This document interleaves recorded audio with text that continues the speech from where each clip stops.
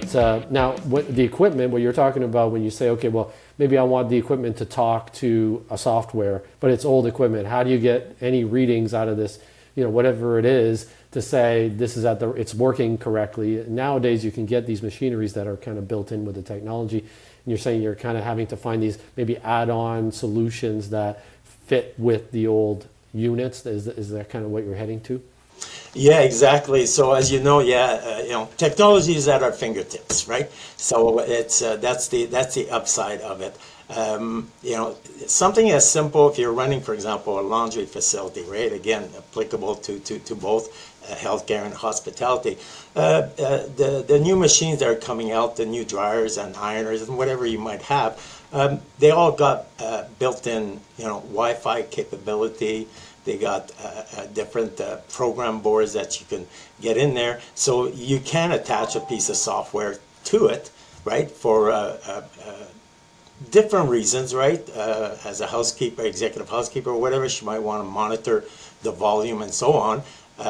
As a maintenance person, right, as part of the preventive maintenance or whatever, we can also have alerts, right, when we're ready to, service this. So it works well because we combine it with maintenance care, right? So we are set up, all our equipment, every single piece of equipment is in the assets. We love the barcode system. That's just absolutely phenomenal. And again, I want to talk a little bit about that. The many maintenance guys out there over my years of experience, the more they work with something and when they see results is when they believe it, right? Because we're like that. We need to see it to believe it, right? Preventive maintenance saves money. Everybody's been saying that for the last 50 years, right? But when they can go in and they can actually scan a piece of equipment and have all this information come back and even have links that are attached to that piece of software or that piece of equipment, then in the combination of that and the piece of software that you might have attached, that's through the manufacturer, it really tightens up the accuracy of your troubleshooting if there is anything. So again, technology is a great thing.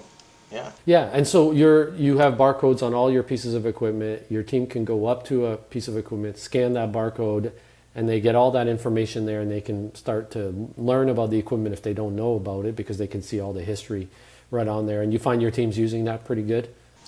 Well, let's put it this way. If we took it away from them, they would be very unhappy, right? So now it's just become a normal. And, depending on who we're dealing with, some people adapt quicker than other.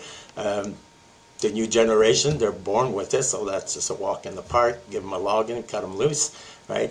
So the upside of it, too, is they acquire more and more knowledge on the piece of equipment, right?